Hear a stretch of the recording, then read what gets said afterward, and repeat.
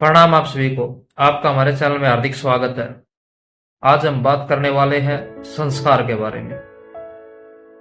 संस्कार सामाजिक अर्थव्यवस्था की नींव होते हैं। एक समाज को कैसा होना चाहिए वो संस्कार ही दर्शाते हैं। संस्कार दो तरह के होते हैं।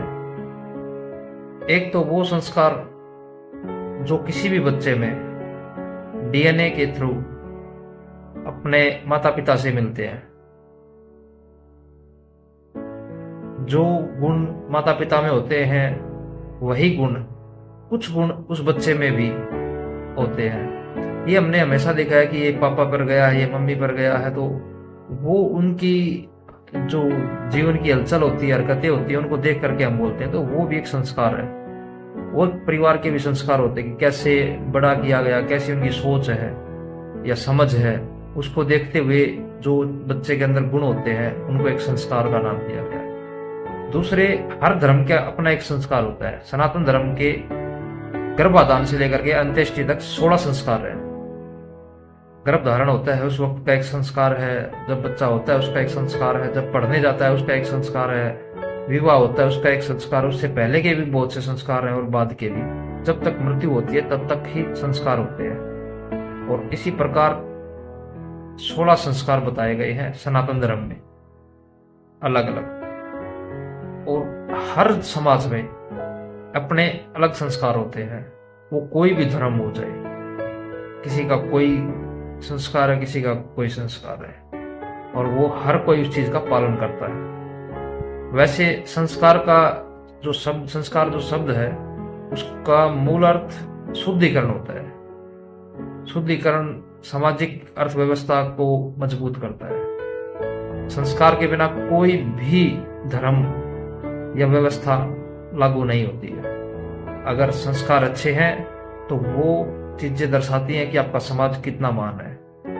हर समाज में एक अलग तरीके का संस्कार होता है। आप किसी भी सोसाइटी को ले लीजिए, किसी भी समाज को ले लीजिए, चाहे सनातन धर्म है, चाहे बौद्ध धर्म है, चाहे जैन धर्म है, चाहे मुस्लिम धर्म है, उसके अंदर जब बच्चा होता है तब से लेकर के अलग अलग संस्कार मृत्यु तक के हर धर्म के अंदर है। क्योंकि जो भी व्यवस्थाओं का ताना बाना बुना होता है वो सब संस्कारों के अधीन एक टैगलाइन करके रख दिया जाता है कि हाँ ये संस्कार इस वक्त होगा, तो वो एक पूरा समाज उसके इर्द गिर्द अपना सब कुछ समर्पित रखता है, उससे जुड़ा रहता है।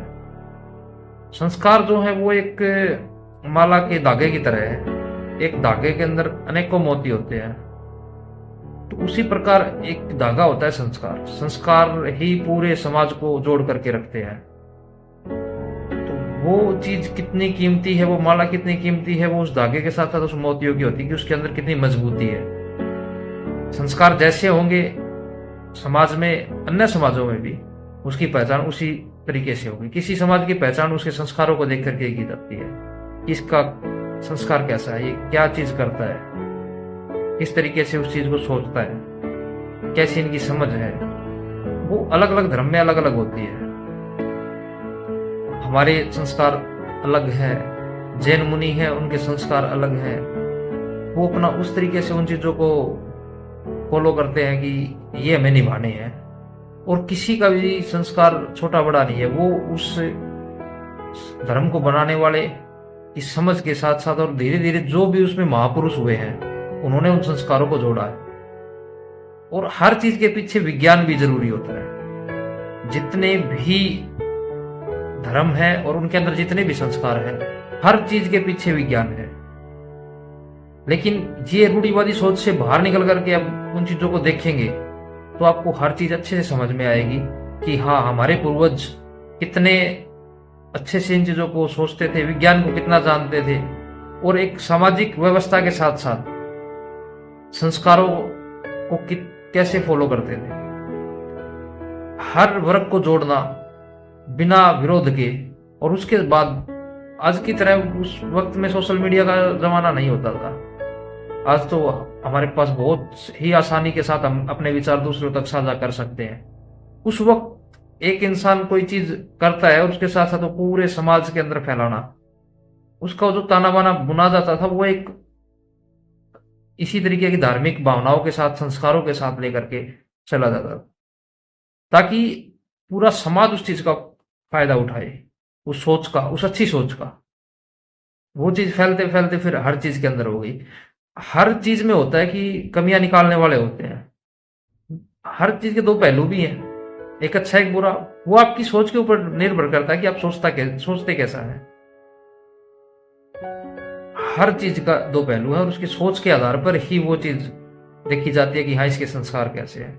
तो संस्कार के आसपास हर चीज बुनी हुई है, हर धर्म की व्यवस्था उन्हीं चीजों पर निर्भर है।